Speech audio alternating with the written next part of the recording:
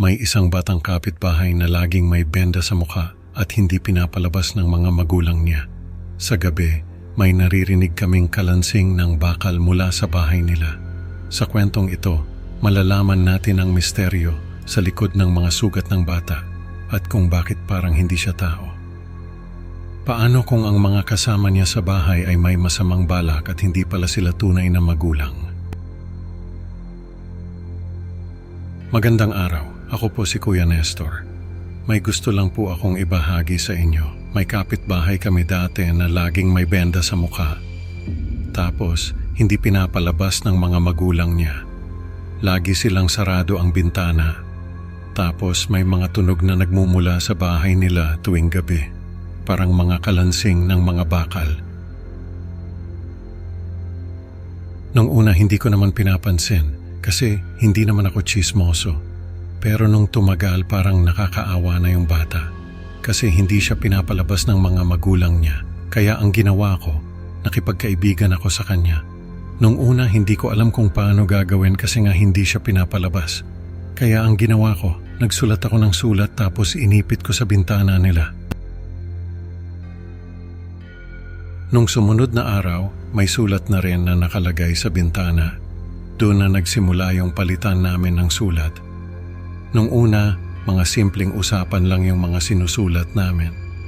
Kamustahan kung ano yung ginawa namin sa buong araw. Tapos nung tumagal na, ayun na, naging close na kami. Nalaman ko na hindi pala tunay na magulang nung bata yung mga kasama niya sa bahay.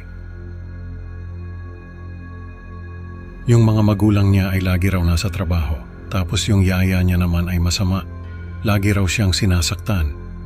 Isang gabi, narinig ko yung iyak niya mula sa bintana, kaya nagmatsyag ako. Nung sumunod na araw, nakita ko yung yaya niya na sinasaktan siya. Doon na ako tumawag ng pulis. Pero bago pa dumating yung mga pulis ay kinausap ko muna yung yaya niya. Sabi ko sa kanya, bakit niya sinasaktan yung bata? Ang sabi niya, wag daw akong makialam kung ayaw ko raw na ako ang sunod na mapasama.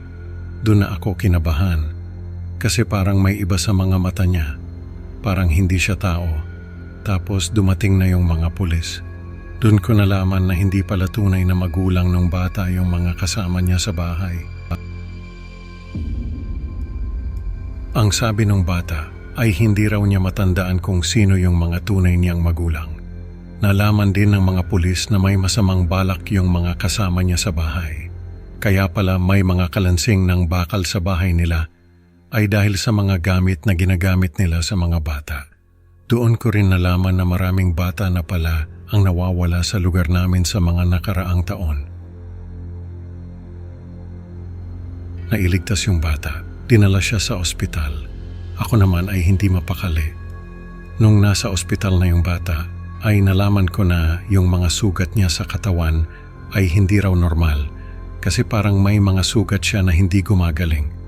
Tapos yung ibang sugat niya naman ay parang matagal na pero hindi pa rin gumagaling. Makalipas ang ilang taon, nagkita ulit kami nung batang kapitbahay namin sa mall. Nagulat ako kasi ang laki ng pinagbago niya. Dati kasi ay payat siya. Tapos parang mahina. Ngayon naman ay malusog na siya at masigla. Sabi niya sa akin, ay malusog na raw siya ngayon. Nung mga bata pa raw siya ay may sakit siya na hindi gumagaling. Pero dahil sa mga gamot na binigay sa kanya, ay gumaling din siya. Nagpasalamat siya sa akin kasi kung hindi raw dahil sa akin, ay baka hindi siya nakaligtas. Nagkwentuhan kami tungkol sa mga nangyari sa mga nakaraang taon. Nalaman ko na yung mga kasama pala niya sa bahay ay mga demonyo. Kaya pala hindi gumagaling yung mga sugat niya ay dahil sa mga demonyo na yon. Nung nakaligtas siya ay dinala siya sa ospital. Doon na siya gumaling. Naging masaya naman yung pagkikita namin. Nagkwentuhan kami. Naging magkaibigan kami. Ang kwento natin ngayon ay nagpapaalala na hindi lahat ng nakikita natin ay totoo. Minsan ang mga taong akala natin ay nagmamalasakit ay may masamang balak pala. Salamat sa pakikinig mga kaibigan. Huwag kalimutang mag-like at subscribe para sa mas marami pang nakakatakot na kwento. Kita-kit sa susunod na upload at tandaan, huwag basta-basta magtitiwala baka ang kasama mo ay hindi pala tao.